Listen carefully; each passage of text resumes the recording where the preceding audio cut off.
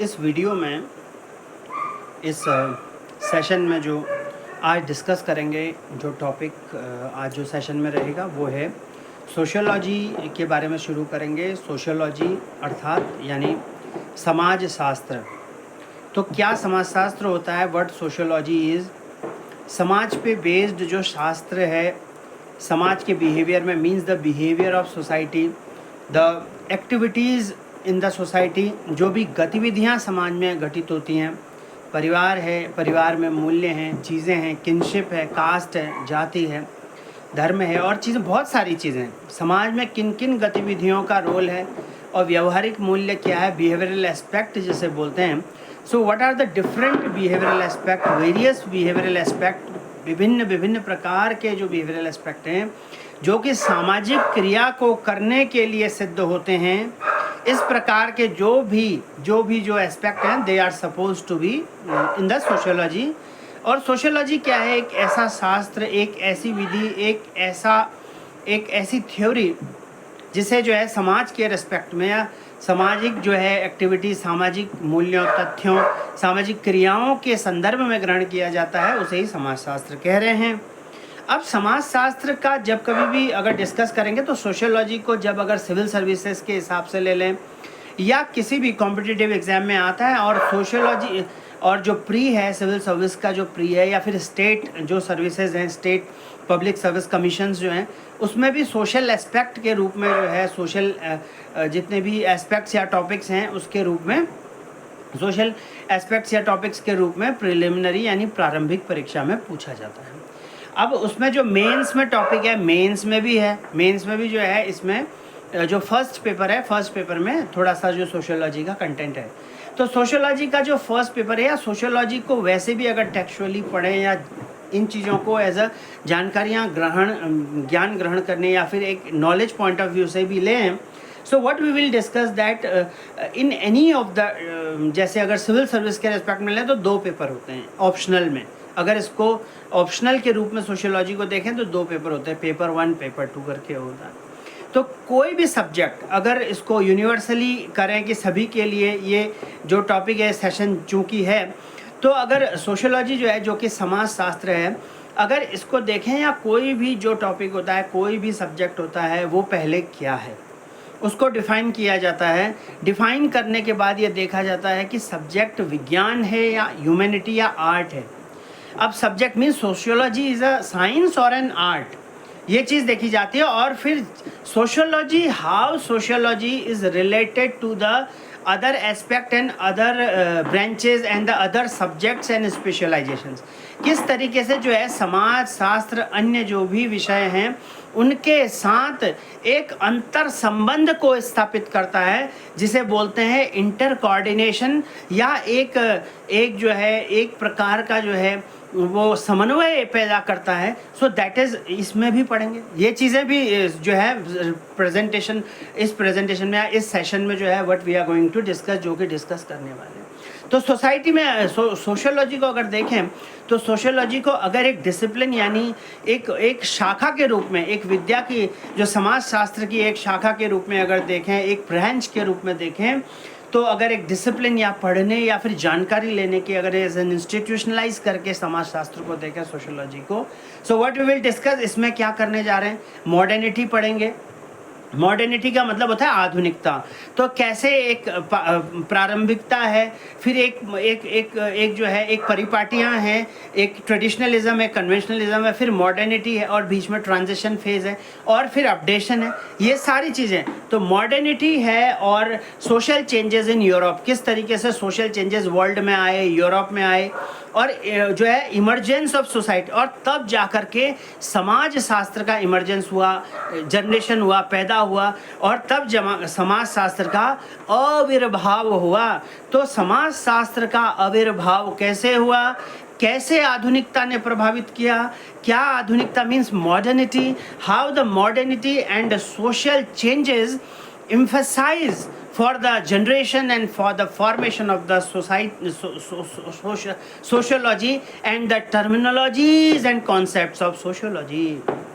तो उसके बाद क्या है कि इस सब्जेक्ट का स्कोप क्या है और इस सब्जेक्ट का जो है सोशियोलॉजी का क्या कंपैरिजन है अदर सब्जेक्ट्स के, कि समाज शास्त्र का विषय क्षेत्र क्या है और एवं अन्य सामाजिक विज्ञानों से इसकी क्या तुलना है, इसको भी समाजशास्त्र में अध्ययन करते हैं। सोशियोलॉजी में वी विल ऑल्सो डिस्कस, ये भी डिस्कशन में किया जाता है कि सोशियोलॉजी क्या है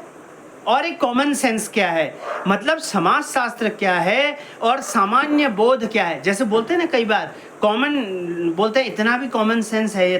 तो कॉमन सेंस की बात है, मतलब ये तो सामान्य बोध की बात है कि जो सोच सकता है, तार्किक क्षमता रख सकता है और स्वतः ही जो नेचुरल एक्सेप्टेंस वाली बात है कि अगर ऐसा होगा तो इस प्रकार का हो जाएगा, ये एक कॉमन सेंस है। इसे ही बोलते हैं सामान्य बोध होना, सामान्य चीज़ों का आभास होना, इसे ही सामान्य बोध की परिधि में रखते हैं। So that will comes in the periphery and the proximity and the area, catch-up area of what? catch-up area of common sense। तो ये सब चीज़ें सोशियोलॉजी में पढ़ते हैं। सोशियोलॉजी में जो है एक साइंस है। अगर सोशियोलॉजी एक विज्ञान के रूप में है तो विज्ञान के रूप में है तो वैज्ञानिक कुछ उसका रूप है,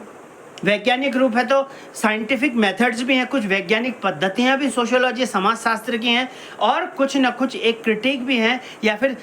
देखा जाए तो समीक्षा भी है, कुछ न कुछ समीक्षा करके कोई ना कोई को रिव्यू करके चीज़ें देख के कोई कंक्लूजन ड्रॉ करने जैसी बात भी सोशियोलॉजी में देखने को मिलती है। आए दिन जो है जैसे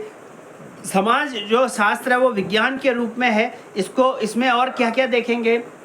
इसमें ये देखेंगे जो major theoretical strengths of research methodology. इसका मतलब ये है कि अनुसंधान जो क्रियाविधि हैं, जो भी रिसर्च की जो क्रियाविधि हैं, मतलब जो भी रिसर्च की प्रोसीजरल जो इम्प्लीमेंटेशन है, जो प्रोसीजरल कोड है और के प्रमुख क्या सैद्धांतिक तत्व हैं, मतलब उसके जो मेजर क्या थ्योरेटिकल एस्पेक्ट हैं, ये चीज़ें हम देखेंगे कि किस तरीके से सोशियोलॉजी में रिसर्च मेथडोलॉजी होती है और क्या किन किन बेस पे होती है, किस किस थ्योरी बेस पे होती है। पॉजिटिविज्म एंड इट्स क्रिटिक, मतलब प्रत्यक्षवाद और इसकी समीक्षा भी देखेंगे और साथ में तथ्य, मूल्य और उद्देश्य परकता यानी fact, value and objectivity. Objectivity का मतलब ही उद्देश्य परकता होता है। जैसे कोई भी रिसर्च करते हैं, कोई भी चीज़ करते हैं, कोई ऑर्गेनाइजेशन खुलता है, कोई कुछ भी बनता है, कोई सामाजिक संगठन बनता है, कोई राजनीतिक संगठन बनता है, कोई आर्थिक रूप से इकट्ठा होते हैं, या कोई भी काम कर रहे हैं तो पहले एक ऑब्जेक्टिव लेके काम करते हैं कि कोई चीज़ें इस उद्देश्य को पूरा, तो इसी को बोलते हैं उद्देश्य परकता, तो ऑब्जेक्टिविटी बोलते हैं। तो सोसाइटी में, समाज में जब कभी भी देखते हैं, so we will discuss that there would be some objectivity and for that sake and for the production and for the completion of that objectivity some steps, या फिर कुछ ना कुछ क्रियाविधि हो रही होती है। तो इसी को जो है सोसाइटी सोशियोलॉजी के अंतर्गत पढ़ेंगे। साथ के साथ नॉन पॉजिटिविटी मेथडोलॉजी को भी पढ़ेंगे। इसका मतलब अप्रत्यक्षवादी क्रियाविधियों को भी ऐसा करके जो है उद्देश्य में लाएंगे, इन पे फोकस करते हुए आएंगे। मतलब अप्रत्यक्षवादी यानी परोक्षवादी, जो प्रत्यक्ष नहीं है, परोक्ष मतलब इनडायरेक्ट हैं, तो इसी के लिए नॉन पॉजिटिविटी मेथडोलॉजी भी इसमें बोलेंगे। अब क्या है, अगर ये तो समाज जब सोशियोलॉजी को एज अ साइंस देखेंगे, सोशियोलॉजी एज अ आर्ट्स भी हो सकता है, और सोशियोलॉजी को जो है अगर रिसर्च मेथड्स एंड एनालिसिस के रूप में देखें तो रिसर्च मेथड्स एंड एनालिसिस के रूप में देखेंगे कि क्वालिटेटिव एंड क्वांटिटेटिव मेथड भी हैं, मतलब गुणात्मक और मात्रात्मक पद्धतियां हैं समाजशास्त्र में। गुण में मतलब क्या है कि क्वालिटीज़, अच्छा बुरा, फील, ये सब चीज़ भावात्मक जो भी है, और मात्रात्मक मतलब कितनी क्वांटिटी में है, कितनी मात्रा में है, कितने वैल्यू में है, तो ऐसे क्वांटिटेटिव मेथड्स कहते हैं। और टेक्निक्स ऑफ डेटा कलेक्शन भी जो है रिसर्च मेथड्स एंड एनालिसिस में ही सोशियोलॉजी में है। वेरिएबल्स हैं, सैम्पलिंग है, हाइपोथेसिस है, रिलायबिलिटी एंड वैलिडिटी है। अब जो है सोशल थिंकर्स के बारे में पढ़ेंगे और डिफरेंट स्ट्रेटिफिकेशन एंड मोबिलिटी, मतलब समाज शास्त्री या जो चिंतक हैं, मतलब जो भी फिलोसफर्स हैं, उन्होंने क्या क्या अपने आइडियाज सोशियोलॉजी के बारे में दिए। और फिर स्तरीयकरण और जो गतिशीलता, मतलब स्ट्रेटिफिकेशन मतलब स्तरीयकरण और गतिशीलता मतलब मोबिलिटी है, जिसमें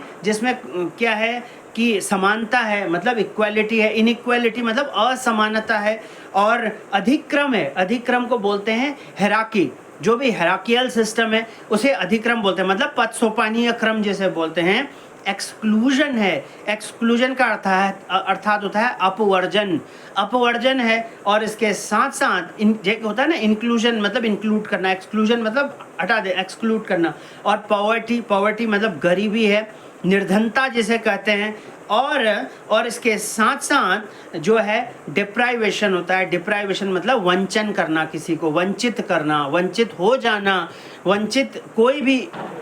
भी समाज होना। तो इस प्रकार से कोई भी संकल्पनाएं हैं, दीज आर कॉन्सेप्ट्स, क्या क्या होते हैं ये सुनने में तो सभी को आते हैं, पता भी चलते हैं, लेकिन अब पढ़ने के हिसाब से भी क्या होते हैं ये थोड़ा देखेंगे। ये सब स्ट्रेटिफिकेशन और मोबिलिटी के अंदर आ रहा है, मतलब स्तरीयकरण और जो गतिशीलता है उसके अंदर आ रहा है।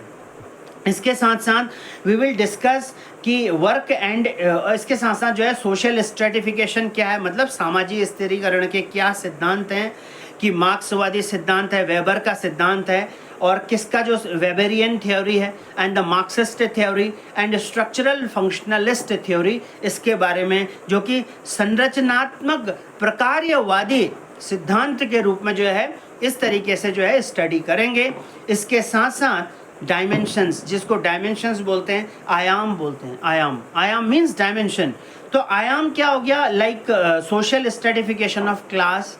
इसका मतलब क्या है वर्ग, कि कौन से वर्ग का है, गरीब है, अमीर है, या किसी और पैरामीटर के आधार पर वर्गीकरण भी, कुछ और के रूप में भी वर्गीकरण हो सकता है, और फिर उसके संसाधन युक्त है या नहीं है, हैव नॉट्स जो है ऐसा है, या कुछ और तरीके का वर्गीकरण भी हो सकता है कि क्या समाज में स्थिति रख रहा है, जाति आधारित, धर्म आधारित, कम ज़्यादा आधारित, गोरा काला आधारित, फिजिक आधारित, लंबा चौड़ा आधारित। तो इस तरीके से कोई भी पैरामीटर, स्टेटस ग्रुप्स हैं, स्टेटस ग्रुप्स होते हैं, स्टेटस ग्रुप्स हैं, एंड जैसे स्थिति समूहों का बोलते हैं, स्थिति समूह हैं, और लाइक जेंडर है, जैसे लिंग है, और एथनिसिटी है, एथनिसिटी मतलब होता है निर्जातीयता, निर्जातीयता के बारे में भी पढ़ेंगे, और जानकारी लेंगे रेस के बारे में, एंड रेस, ठीक है, और प्रजातीय का जो सामाजिक स्तरीकरण है इसके बारे में पढ़ेंगे कि क्या रेस मतलब प्रजाति, किस नस्ल का रेस। अब उसके बाद जो सोशल मोबिलिटी है, सोशल मोबिलिटी मतलब होता है सामाजिक गतिशीलता, जिसके अंतर्गत पढ़ेंगे open and close systems, types of mobility and sources and causes of mobility. इसका मतलब खुली एवं बंद व्यवस्थाएं, गतिशीलता के प्रकार, क्योंकि मोबिलिटी को गतिशीलता बोलते हैं तो गतिशीलता के प्रकार भी हैं, और गतिशीलता के स्रोत एवं कारण भी हैं। तो इसके बाद जो डिस्कस करेंगे वो करेंगे पॉलिटिक्स एंड सोसाइटी, कि किस तरीके से जो समाज है वो राजनीति, और किस तरीके से जो समाज है वो किस तरीके से जुड़ा है, कि सोशल थ्योरीज ऑफ पावर क्या है, कि सत्ता के सामाजिक सिद्धांत क्या है, और power elite, bureaucracy, pressure groups and political parties क्या हैं, इसका मतलब सत्ता प्रवर्जन क्या है, और अधिकारीय तंत्र यानी ब्यूरोक्रेसी क्या है, दबाव समूह क्या है, प्रेशर ग्रुप क्या है, और राजनीतिक दल क्या है, रेड टेपिज्म क्या है, लाल फीताशाही क्या होती है, nation state, citizenship, democracy, civil society, ideology मतलब राष्ट्र, राज्य, नागरिकता, लोकतंत्र, सिविल समाज, और विचारधारा जिसे आइडियोलॉजी बोलते हैं वो क्या है, प्रोटेस्ट क्या होता है, एजिटेशन क्या होता है, social movements, collection, action and revolution मतलब विरोध, आंदोलन, सामाजिक आंदोलन, और सामूहिक क्रिया जिसे बोलते हैं, सामूहिक क्रिया मतलब कलेक्टिव एक्शन बोलते हैं, और रिवॉल्यूशन मीन्स क्रांति, ये क्या चीज़ है। इसके अलावा रिलीजन एंड सोसाइटी क्या है, सिस्टम ऑफ किनशिप, सिस्टम और धर्म और राज्य समाज क्या है, और नातेदारी की व्यवस्था क्या है, किनशिप मीन्स नातेदारी, जिसमें family, house hold and marriage मतलब परिवार, गृहस्थी, विवाह, परिवार के प्रकार एवं रूप मतलब types and forms of family है, एंड लिनेज एंड डिसेंट मतलब वंश और वंशानुक्रम क्या होता है। इसके साथ साथ जो है patriarchy and sexual division of labour मतलब पितृतंत्र एवं श्रम का लिंगाधारिक विभाजन जो है, लिंग आधारित जो विभाजन है वो क्या होता है, और कंटेम्प्ट पोररी ट्रेंड्स क्या होते हैं, मीन्स समसामयिकी प्रवृत्तियाँ ऐसे क्या होती हैं, तो इसके साथ साथ social changes in modern society भी आएगा कि डेवलपमेंट और डिपेंडेंसी मतलब विकास और पराश्रितता क्या होती है, मतलब किसी और के ऊपर डिपेंडेंसी मतलब किसी और पे आश्रित यानी पराश्रितता क्या होती है। सामाजिक परिवर्तन के समाज शास्त्रीय सिद्धांत क्या हैं। एजेंट्स ऑफ सोशल चेंज मतलब सामाजिक परिवर्तन के कारक क्या हैं। शिक्षा और सामाजिक परिवर्तन मतलब एजुकेशन एंड सोशल चेंज क्या है। Science and technology and social change क्या है। इसके साथ साथ जो और भी चीज़ें डिस्कस करेंगे वो क्या है कि कार्य और आर्थिक जीवन की वर्क है, और वर्क जो है एंड इकोनॉमिक लाइफ के बारे में, labour and society, formal and informal organisation जो है, फॉर्मल एंड इनफॉर्मल ऑर्गेनाइजेशन जैसे श्रम और समाज हो गया, या कार्य का औपचारिक और अनौपचारिक संगठन क्या होते हैं, और औद्योगिक पूंजीवादी समाज क्या होता है, और फ्यूडल समाज क्या होता है, और उसके बाद जो है स्लेव सोसाइटी मतलब दास समाज क्या होता है, सामंती समाज क्या होता है। इस प्रकार के जो डिफरेंट टाइप्स ऑफ सोसाइटी है, ये सब का सब जो है भी आता है। और सेकंड जो पेपर है, क्योंकि पहले वाले जो पेपर होते हैं ऑप्शनल में भी, उसमें पहले वेस्टर्न थिंकर्स होते हैं, पाश्चात्य जो समय के जो और भी थिंकर्स होते हैं और इस तरीके की, और सेकंड पेपर में इंडियन सोसाइटी के बारे में है। पहले एक जनरल सोसाइटी के बारे में भी और इंडियन सोसाइटी के बारे में सेकंड पेपर है। तो सोसाइटी में ये भी आता, जो सोशियोलॉजी में ये भी आता है कि इंडियन सोसाइटी क्या होता है और कौन कौन से इंडियन सोसाइटी इंडोलॉजी क्या होती है। इंडोलॉजी जैसे देखते हैं कि भारतीय विद्या और संरचनात्मक प्रकारवाद मतलब स्ट्रक्चरल फंक्शनलिज्म क्या है। मार्क्सिस्ट सोशलिज्म मतलब मार्क्सवादी समाजशास्त्र क्या है। Impact of colonial rule on Indian society मतलब भारतीय समाज पर औपनिवेशीकरण शासन का प्रभाव क्या पड़ा, ये है। और फिर सामाजिक संरचना कैसी है कि भारतीय समाज में rural and agrarian social structure है, मतलब भारत में जो ग्रामीण और कृषक की जो कृषिक सामाजिक संरचना है, और इसमें कृषिक सामाजिक संरचना में जैसे पट्टेदारी प्रणाली का विकास है, एंड पट्टेदारी प्रणाली का विकास है, और जिसे बोलते हैं इसको बोलते हैं evolution of land tenure system. पट्टेदारी को बोलते हैं लैंड टेन्योर सिस्टम, और लैंड रिफॉर्म्स मतलब होता है भूमि सुधार। ये बहुत इंपॉर्टेंट भी है। भूमि सुधार तो हमेशा ही आते हैं। भूमि सुधार में जैसे कई जगह पर पहाड़ी क्षेत्रों में या पर्वतीय क्षेत्रों में, या कई वैसे भी जो होता है जैसे चकबंदी है मतलब लैंड सीलिंग है, लैंड होल्डिंग है ना। लैंड सील करना मतलब एक जगह पर ला करके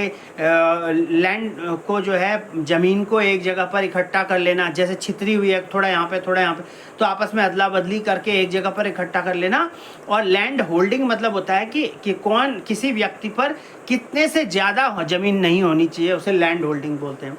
तो इसीलिए जो है लैंड होल्डिंग और लैंड सीलिंग दोनों चीज़ें ऐसी भी देखने को मिलती हैं। और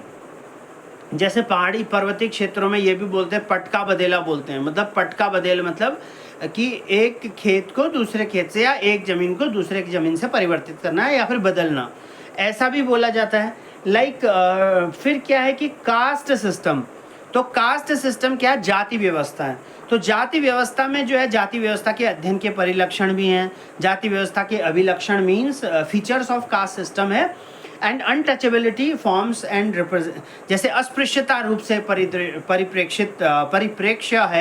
परिप्रेक्ष्यता है मतलब अस्पृश्यता मतलब होता है किसी को छूने से, कि छूना नहीं है किसी को, कि या जाति आधारित या इस प्रकार से, और भी छुआछूत का जो ऐसे गलत भाव है, या जाति व्यवस्था है क्या होती है, और जाति व्यवस्था के किस किस रूप से जो व्यवहारिक पक्ष हैं वो समाज में हैं। भारत में जनजातीय समुदाय मतलब जो ट्राइबल कम्युनिटीज़ इन इंडिया हैं कि डेफिनेशनल प्रॉब्लम्स यानी परिभाषिक समस्याएं क्या हैं, भौगोलिक विस्तार कहाँ कहाँ पे हैं, कॉलोनियल पॉलिसीज़ एंड ट्राइब्स हैं, और issues of integration and autonomy का भी है ना। तो ये, और सोशल क्लासेस इन इंडिया मतलब भारत में जो सामाजिक वर्ग है, जो भारत में सामाजिक वर्ग है कि कौन कौन सा एग्रेरियन क्लास है या इंडस्ट्रियल क्लास है, मिडिल क्लास है मतलब कृषक वर्ग संरचना है या औद्योगिक वर्ग संरचना है, या भारत में जो मध्यम वर्ग है वो है मिडिल क्लास। अब उसमें भी अलग अलग इनकम के बेस पे है, lower middle, upper middle, elite, very elite, super class और ज़्यादा ही, है ना, इस तरीके से। तो भारत में जो नातेदारी की चीज़ें हैं वो भी हैं कि systems of kinship in India, कि टाइप्स ऑफ किनशिप हो गया, family and marriage in India, house hold dimensions of the family, ऐसे ना भारत में परिवार और विवाह क्या होता है, और परिवार घरेलू आयाम मीन्स इसे बोलते हैं house hold dimensions of the family. तो पेट्रार्की क्या होती है, मैंने पितृतंत्र मतलब पिता के साइड में, वो उसे बोलते हैं पिता के जो साइड से होता है उसे पेट्रार्की। मैट्रियार्कियल मतलब होता है जो माँ के साइड से होता है उसे मैट्रियार्कियल बोलते हैं। सो उसमें एंटाइटलमेंट्स क्या होते हैं, मतलब हकदारी। एंटाइटलमेंट मतलब होती है हकदारी, हकदारी है ना, किसी चीज़ पे हक करना, हकदारी करना। और and sexual division of labour, इसको बोलते हैं लिंगाधारित विभाजन, इसे बोलते हैं लिंगाधारित विभाजन ऐसे बोलते हैं। और धर्म और समाज भी जो है इसमें देखने को मिलता है कि रिलीजियस कम्युनिटीज़ कौन कौन सी इंडिया में है, प्रॉब्लम्स ऑफ रिलीजियस माइनॉरिटीज़ क्या इंडिया में है, और फिर सोशल चेंजेस इन इंडिया भी हैं कि भारत में जो सामाजिक परिवर्तन है कि कैसे एक idea of development planning and mixed economy, तो किस तरीके से विकास आयोजना है और मिश्रित अर्थव्यवस्था का विस्तार है, क्योंकि भारत की जो अर्थव्यवस्था है वो मिश्रित है और वो मिक्स्ड इकोनॉमी है, वो ओपन भी है और क्लोज भी है। और उसके बाद constitution, law and social change मतलब संविधान, विधि और सामाजिक परिवर्तन भी है। एजुकेशन एंड सोशल चेंज मतलब शिक्षा और सामाजिक परिवर्तन है। भारत में ग्रामीण एवं कृषिक रूपांतरण मतलब rural and agrarian transformation in India. Green revolution and social change, हरित क्रांति एवं सामाजिक परिवर्तन। भारतीय कृषि में उत्पादन की बदलती जो विधियां हैं मतलब changing modes of production in Indian agriculture, ये भी है। And likewise the problems of rural labour and bondage and irrigation, it means that ग्रामीण जो मजदूर है और जो बंधुआ है एवं प्रवासन की जो समस्याएं हैं वो भी भारत में ग्रामीण और कृषक रूपांतरण के रूप में ऐसे पढ़ते हैं। और उसके बाद क्या है, प्रोग्राम्स ऑफ रूरल डेवलपमेंट मतलब जो ग्रामीण विकास कार्यक्रम है। तो ग्रामीण की क्या विकास कार्यक्रम है, तो ग्रामीण जो विकास कार्यक्रम है और इसे प्रॉब्लम्स ऑफ रूरल डेवलपमेंट बोलते हैं। मतलब जब भी ग्रामीण विकास होता है तो कोई ना कोई प्रॉब्लम आता है, चैलेंजेस आ सकते हैं, कैसे होंगे, क्या क्या पता चलता है, नए नए ट्रैक्स पता चलते हैं। और इसके बाद कम्युनिटी डेवलपमेंट प्रोग्राम बोलते हैं, मतलब CDP बोलते हैं इसे, सामुदायिक विकास जो कार्यक्रम है वो होते हैं, कम्युनिटी डेवलपमेंट प्रोग्राम है। कोऑपरेटिव सहकारिता जो संस्थाएं हैं कोऑपरेटिव्स हैं। और पॉवर्टी एलिवेशन मतलब है गरीबी उन्मूलन योजनाएं, तो कैसे जो पॉवर्टी है, कैसे गरीबी है वो हटेगी, कैसे गरीबी कम होगी, उन्मूलित होगी, और क्या वो एलिविएशन या जो पॉवर्टी रिडक्शन के क्या टेक्निक्स हैं, क्या तरीके हैं। अब जैसे पॉवर्टी कैसे होगी, जब सबके पास कुछ ना कुछ काम करने के लिए होगा, नौकरी होगी, अपना बिजनेस होगा, कुछ भी होगा, मतलब इनकम आएगी, पैसा आएगा, आय आएगा, तो गरीबी कम होगी, है ना। और कम से कम जो भुखमरी जैसी या फिर और मॉरलिटी भी हो जाएगी थोड़ा बहुत, है ना। तो कुछ ना कुछ कम से कम ना से कुछ तो होगी, तो इसीलिए जो है होने की संभावनाएं तो होंगी। तो इसीलिए कहीं ना कहीं जो है पॉवर्टी एलिवेशन स्कीम्स हैं, कम्युनिटी डेवलपमेंट प्रोग्राम्स हैं, कोऑपरेटिव्स मतलब सहकारिता जो है संस्थाएं, क्योंकि सहकारिता में जो है सहकारिता जो है किसान की रीढ़ है। कोऑपरेटिव कहने का मतलब ये, इसीलिए जैसे वहाँ निःशुल्क परसेंटेज में लोन मिलता है 1% 2%, बहुत कम परसेंटेज में, इसीलिए सहकारिता महत्वपूर्ण है। और जब कभी भी ऐसे सहकारिता में कोई भी उटपटांग चीज़ें होने की संभावना रहती हैं, हो गई होती हैं, जैसे उत्तराखंड में अभी LUCC वाला घोटाला हुआ, 1200 करोड़ का घोटाला उत्तराखंड में LUCC का कोऑपरेटिव में हुआ। तो कहीं ना कहीं इससे क्या होता है कि प्रभावित होती हैं चीज़ें, प्रभावित होती हैं। तो जो जितने परसेंटेज में लोनिंग मिल रही होती है, कम या निःशुल्क या बिल्कुल नहीं मिल, कम परसेंटेज में मिले, अब वो बराबर 5%, 6%, 7%, मतलब कमर्शियल जो बैंक्स हैं, कमर्शियल जो फाइनेंशियल इंस्टीट्यूशन, उनकी बराबरी में ना आ जाए, तो फिर अंतर ही क्या रह जाएगा, कोऑपरेटिव और कमर्शियल जो फाइनेंशियल इंस्टीट्यूशंस हैं, बैंक्स हैं, कोई और फाइनेंशियल सेक्टर है, इसमें अंतर क्या रह जाएगा। इसीलिए कोऑपरेटिव होता है कि कम आय, यानी किसान को बढ़ावा देने के लिए होता है कोऑपरेटिव, मतलब कोऑपरेट करना, सहयोग करना, किसके लिए, सहकारी, किसके लिए कार्य करना, मिल करके, सहकारी मतलब साथ काम करना, किसके साथ मिलकर काम करना, किसानों के साथ, एग्रीकल्चरल के साथ, एग्रीकल्चरल सेक्टर में कार्य करने वालों के साथ, जो प्राथमिक क्षेत्र है, प्राइमरी सेक्टर है, उनमें काम करने वालों के साथ, उनमें काम करने ऐसे लोगों के साथ काम करना में जो उद्यमशीलता कोऑपरेटिव के माध्यम से स्थापित कर सकते हैं, जैसे मछली पालन है, मुर्गी पालन है, भेड़ पालन है, मत्स्य पालन है, और हॉर्टिकल्चर, एग्रीकल्चर जैसे इंग्लिश में बोलते हैं, और जो है हनी, जो ये मधुमक्खी का पालन है, ऐसे बहुत सारे एक्टिविटीज़ हैं। और उसके बाद जो है industrialisation and urbanisation in India है कि, और जो है भारत में औद्योगिकरण और नगरीकरण क्या होता है। तो भारत में औद्योगिकरण, नगरीकरण है, इनफॉर्मल सेक्टर, अनौपचारिक क्षेत्र क्या है, बाल श्रम यानी चाइल्ड लेबर क्या है, स्लम्स मतलब जो नगर में जो बस्ती होती हैं और वंचन जो होता है उनका, एंड जो डिप्राइवेशन है अर्बन एरिया, जैसे बस्तियों में रहते हैं वहाँ कहीं ना कहीं झुग्गी झोपड़ियाँ, बस्तियाँ, स्लम्स, हाइजीन हेल्थ की जो वहाँ चिंता रहती है, और जो कच्ची बस्तियाँ उनको कहीं और भी कम जो आवास दिलाए जाते हैं वो भी होता है। ये सारी चीज़ें, ये समाज को प्रभावित करने वाली जितनी भी गतिविधियाँ हैं, जो भी गतिविधियाँ समाज को प्रेरित करती हैं, प्रभावी करती हैं, उनको पढ़ने का, जो उनको जानकारी रखने का जो भी चीज़ है, वो समाजशास्त्र में, सोशियोलॉजी में पढ़ते हैं। उसके बाद जो है जानकारी ऐसी रखते हैं। तो इंडस्ट्रियलाइजेशन एंड अर्बनाइजेशन भी है कि किस तरीके से भारत में नगरीय बस्तियों में वृद्धि हुई है, और नगर में गरीबी कैसी है और ग्रामीण गरीबी कैसी है, दोनों में कंपैरिजन है। क्योंकि ग्रामीण में क्या होता है कि लोग के पास खेत हो सकते हैं, कुछ और हो सकता है, किसी और के खेत कर सकता है, ऐसी संभावनाएं हो सकती हैं, कोई जानवर पाल सकते हैं किसी न किसी रूप। लेकिन शहरी क्षेत्रों में तो गरीबी और भी ऐसी होती है कि वहाँ तो खेत इतने करने के लिए भी नहीं होते, एग्रीकल्चरल होल्डिंग्स भी इतनी नहीं होती। तो कैसे दोनों में थोड़ा थोड़ा अंतर है। जैसे ही ज्योग्राफिकल मतलब जैसे ही भौगोलिक परिस्थितियाँ बदली, तो उसमें जो पैरामीटर में जो होता है, एक ही पैरामीटर में कंपैरिजन या फिर तुलनात्मक अध्ययन, तुलनात्मक व्यवस्था, तुलनात्मक तथ्य प्रकट होने लग जाते हैं। मीन्स जो कंपैरिजन, जो कंपैरिजनल फैक्ट्स हैं, they are now about to produce in the as soon और as the geographical citation is getting to changed. So according to the geographical citation, different parameters they would be concluded with the different statements as well.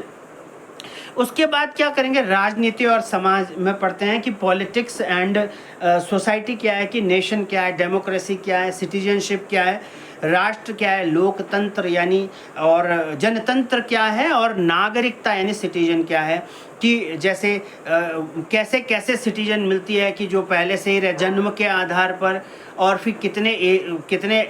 उम्र, कितना जो है साल रहेंगे उसके आधार पर, बहुत अनेकों तरीके से, और रजिस्ट्रेशन के माध्यम से भी। तो इस तरीके से जो है बहुत सारे मीन, और जब समय नागरिकता का टॉपिक डिस्कस करेंगे उस समय पर ये बातें बताएंगे। इसके साथ साथ जो है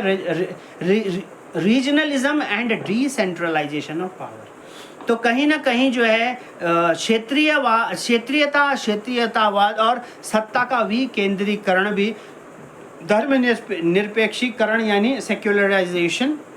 ऐसे पढ़ेंगे, ऐसे भी डिस्कस करेंगे। और social movements in modern India, तो सोशल मूवमेंट्स भी हुए, पीजेंट्स और फार्मर्स का मूवमेंट मतलब कृषक और किसानों के आंदोलन, और महिलाओं के आंदोलन, पिछड़ा वर्ग और दलित वर्गों के, और जो जनजाति वर्गों के आंदोलन भी हुए हैं, होते रहते हैं। इन्वायरमेंटल मूवमेंट्स मतलब जो भी इन्वायरमेंटल मूवमेंट्स हैं, और जो भी पर्यावरणीय मूवमेंट्स हैं, और एथनिसिटी एंड आइडेंटिटी मूवमेंट्स, जो पहचान के, जो आइडेंटिटी क्राइसिस कई बार हो जाता है, क्योंकि बहुत सारी चीज़ों से होता है, विस्थापन से हो सकता है, गरीबी के हो सकता है, इकोनॉमिक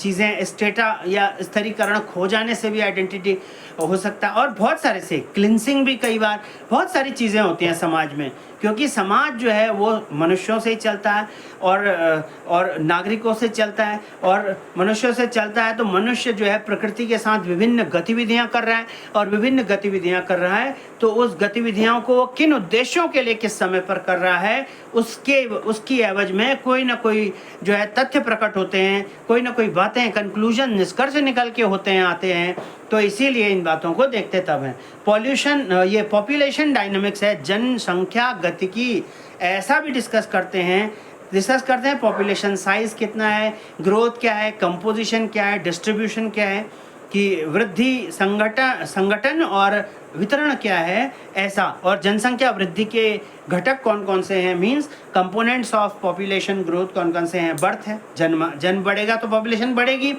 और और अगर डेथ होगा मतलब मृत्यु हो जाएगी तो पॉपुलेशन घटेगी। और प्रवासन मींस माइग्रेशन, एक जगह से दूसरी जगह जाएंगे तो भी पॉपुलेशन इधर से उधर होगी।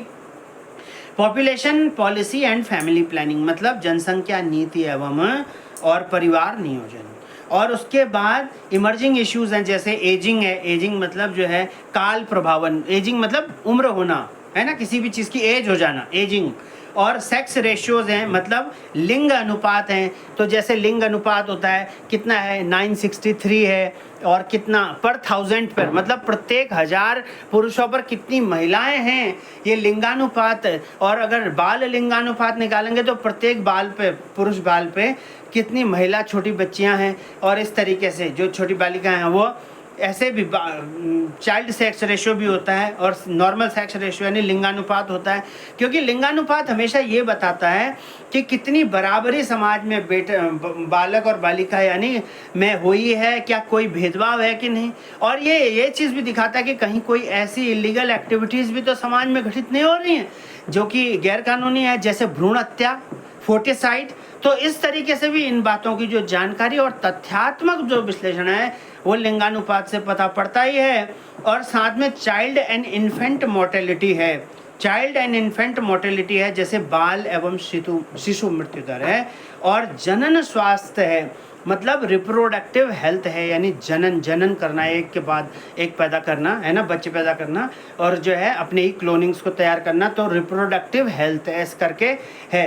तो चैलेंजेस ऑफ सोशल ट्रांसफॉर्मेशन मतलब सामाजिक रूपांतरण की चुनौतियां हैं। तो विकास जो है क्राइसिस ऑफ डेवलपमेंट की, विकास का संकट कब आएगा, कब विकास संकट में आ जाएगा, क्या चुनौतियां आएंगी। विस्थापन है, भाई एक जगह से दूसरी जगह खसक गए है ना, डिस्प्लेसमेंट हो गया, किन्हीं कारणों से भी हो गया, चाहे आपदा आ गई है ना, कोई बांध कहीं पे बन गया, कुछ और हो गया, और कहीं पे कोई दंगा वंगा हो गया, एस्केलेशन करना पड़ा, छोड़नी पड़ी जगह, कुछ और हो गया, कोई सड़क जा रही है कहीं से, कुछ और पब्लिक वो कुछ जा रहा है, या कोई और भी चीज़ हो सकती है डिस्प्लेसमेंट करने के, कोई फट गई धरती है ना, तो डिस्प्लेसमेंट है। जैसे अभी जोशीमठ में उत्तराखंड में हुआ, तो वहाँ पर दरार आ गई, क्यों, क्योंकि वहाँ इतना ज़्यादा कंस्ट्रक्शन हो गया, होल्डिंग कैपेसिटी से ज़्यादा हो गया, और ज़्यादा हो गया तो क्या डिस्प्लेसमेंट होना पड़ा, क्यों, क्योंकि इतने फटे इतने मोटे दीवारों पे तो कई बार अब रहते नहीं रहते, कि चाहे कोई मजबूरी भले होगी कि क्या रह रहे हैं या कैसे भी कर रहे हैं, लेकिन जो है नॉर्मली जो देखा जाता है कि डिस्प्लेसमेंट की कंडीशन तो बनती है। अभी इतने उत्तराखंड में इतनी आपदा जहाँ तहाँ सब जगह पूरे देश भर में आई, और जगहों पर सारे वर्ल्ड में कहीं ना कहीं आती रहती है, भूकंप आता है, बिल्डिंगें गिर जाती हैं, डिस्प्लेसमेंट तब भी हो सकता है। इन्वायरमेंटल प्रॉब्लम्स है ना, और इन्वायरमेंटल पर्यावरणीय समस्याओं से भी जो है वो जो है सोशल ट्रांसफॉर्मेशन होता है, मतलब समाज में बदलाव होता है, और सस्टेनेबिलिटी से भी होता है, यानी संपोषणीयता, संधारियता और समावेशिता, समग्रता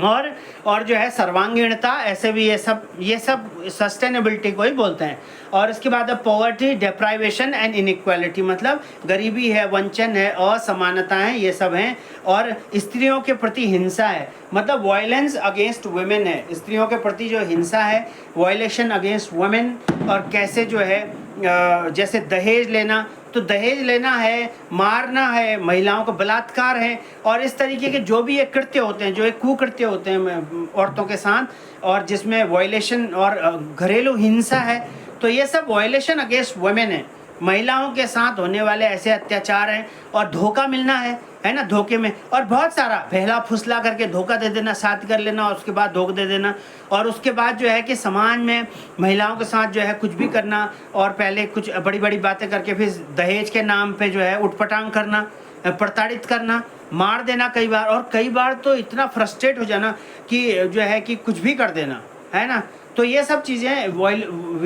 वायलेंस अगेंस्ट वुमेन भी होता है। कई बार फोर्टिसाइड देखने को मिलता है, भ्रूण हत्या की, पैदा ही नहीं होने देना महिला बेटियों को, तो ये बहुत खतरनाक है। ये भी चीज़ें चैलेंजेस हैं समाज में। और कास्ट कन्फ्लिक्ट्स, जैसे पहले भी तो समाज में चैलेंज थे, भारतीय सती प्रथा, अब बताओ क्या मतलब होता है क्या क्या क्या सती प्रथा को क्या सती प्रथा को जो है, क्या कोई एग्री कर सकता है क्या?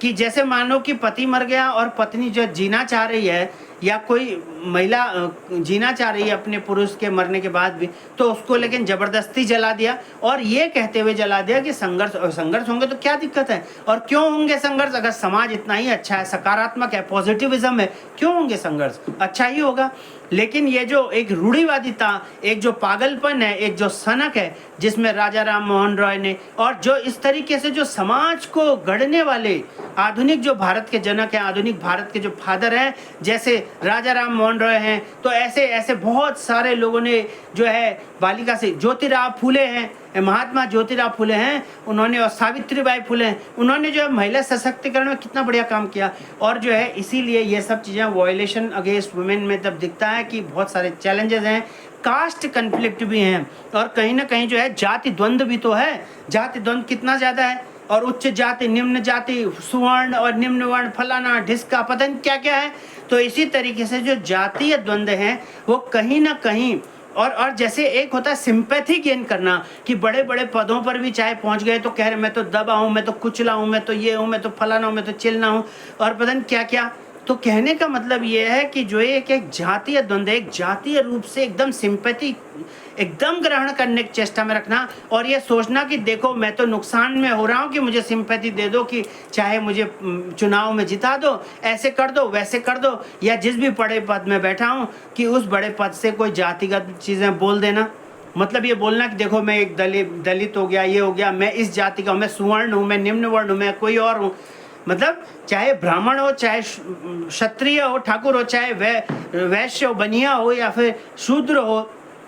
कोई भी हो, किसी भी कास्ट का हो, किसी भी जगह का हो, तो अपने मन से कम जन्म आधारित जो जातिगत है उसको क्यों विभेदीकरण करेगा कोई? और जो बड़ा बन गया तो वो तो ये कहेगा ना कि क्यों अपना इंडिफरेंसेस कोई समझे जब। तो लेकिन यहाँ पर जो पर्सनल गेन लेने के लिए, कई बार क्षणिक फायदे लेने के लिए जो एक अवसरवाद लपकना होता है, और जो एक सिंपैथी क्रिएट करने के लिए भी कास्ट कन्फ्लिक्ट बहुत समाज में देखे जाते हैं, और एथनिक कन्फ्लिक्ट्स हैं, कम्युनलिज्म है, और रिलीजियस रिवाइवलिज्म है, मतलब निर्जातीय द्वंद्व है, और सांप्रदायिकता। अब सांप्रदायिकता कितना ज़्यादा है, कम्युनलिज्म देखिए जहाँ तहाँ कैसे हो रहे हैं, हाड़ मार हो रहे, और धार्मिक पुनः परिवर्तनवाद भी है। तो इस तरीके से भी, और इलिटरेसी मतलब असाक्षरता है, और जो डिस्पैरिटी इन एजुकेशन मतलब शिक्षा में जो समानता है, वो कहीं ना कहीं ये भी सामाजिक रूपांतरण की चुनौतियां हैं। जैसे ये भी चीज़ें देखने को मिलती है, जैसे एक कॉन्सेप्ट होता है पावर, और एक होता है अथॉरिटी। तो पावर हमेशा जैसे होता है कि वो इलेजिटिमेट भी हो सकती है। तो पावर तो भाई, जो पावर तो किसी की भी हो सकती, मतलब जैसे शक्ति है, तो शक्तिशाली तो एक गुंडा भी हो सकता है, एक अच्छा भी हो सकता है, एक ऐसा भी हो सकता है, वैसा भी हो सकता है, कोई भी। लेकिन अथॉरिटी हमेशा लेजिटिमेट होती है, कि अथॉरिटी जो होती है। तो ये एक बेसिक ऐसे डिफरेंसेस हैं जो सोशियोलॉजी में सीखने को मिलेंगे, देखने को मिलेंगे, जो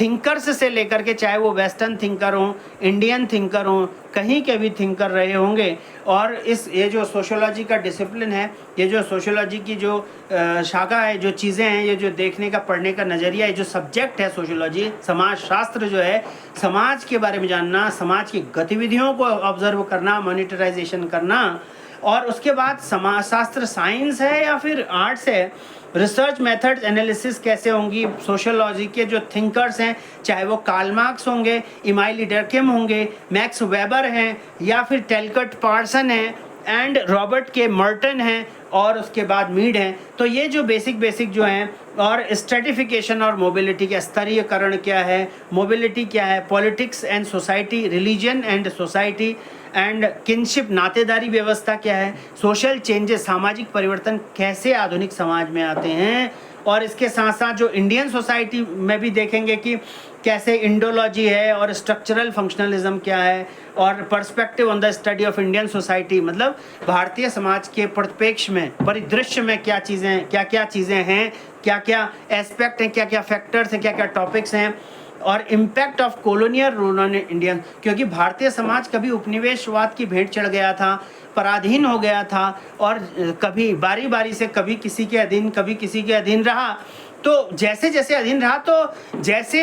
अधीनता चलवाई गई वैसे वैसे कैरेक्टरिस्टिक्स और कुछ ना कुछ गुण जो है वो प्रकट होते रहे, आते रहे और कुछ ना कुछ प्रभावित करते रहे भारतीय समाज को। तो कहीं ना कहीं जो impact of colonial rule on Indian society that has been observed, and social structure and rural and agrarian social structure, क्या होता है ग्रामीण सामाजिक जो ढांचा है, संरचना, अवधारणा है, और एग्रेरियन मतलब जो कृषकीय जो सामाजिक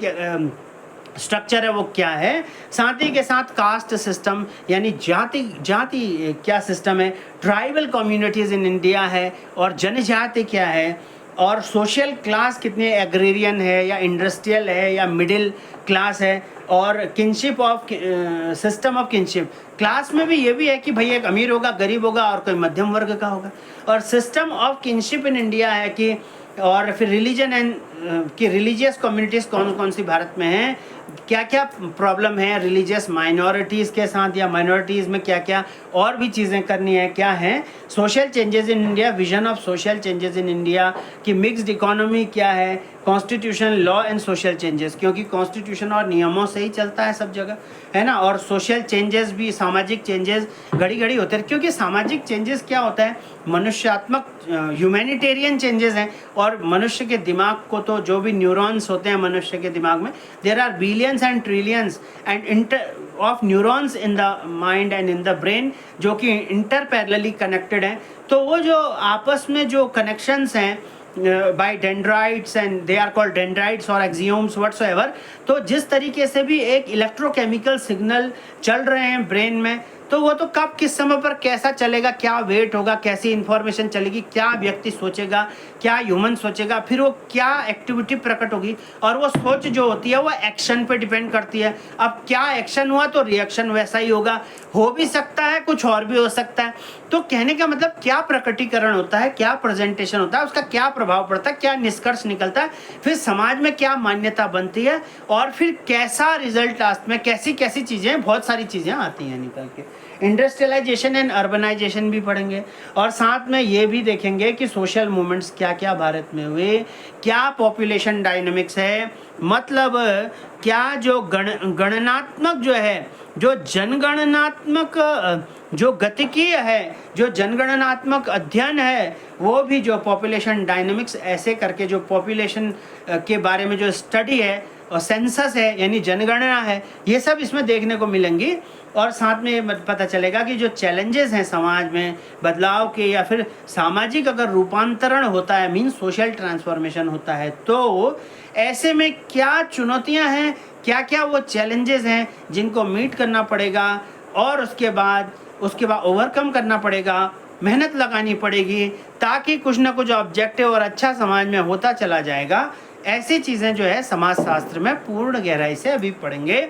आज ये जो इंट्रोडक्टरी अभी ये सेशन है, इसके बाद जो नेक्स्ट सेशन रहेगा, वो नेक्स्ट सेशन अगर देखेंगे तो जो सोशल थिंकर्स हैं, जो सोशियोलॉजिकल थिंकर्स हैं, यानी जो समाज शास्त्रीय जो चिंतक हैं, उन्होंने समाज शास्त्र के बारे में किन किन टॉपिक्स को डिस्कस किया था, क्या क्या वो बातें थोड़ी थोड़ी बताई थी। हालांकि हर एक थिंकर को भी धीरे धीरे करके देखने लगेंगे, लेकिन इसके इमीडिएट बाद जो है इसमें जो भी लेक्चर आएंगे या जो भी सेशंस डिस्कस करते चले जाएंगे, और समाज शास्त्रीय जो चिंतक है उसके बारे में क्या क्या चिंतक हैं, क्या क्या उनके नाम हैं, क्या क्या उन्होंने अपने चिंतन के भीतर बताया है, उन टॉपिक्स को थोड़ा सा देख लेंगे। तो नेक्स्ट सेशन कुछ ऐसा रहने वाला है, और फिर और भी बहुत सारे session, very much different sessions, they were combinedly introduced here, and जो अभी तक का जो ये सेशन है जिसमें समाज शास्त्र का जो प्रारंभिक विश्लेषण है और इंट्रोडक्टरी कॉन्सेप्ट है, सारा का सारा काफ़ी सारा इसको डिस्कस किया था। तो फिलहाल इस सेशन में इतना ही।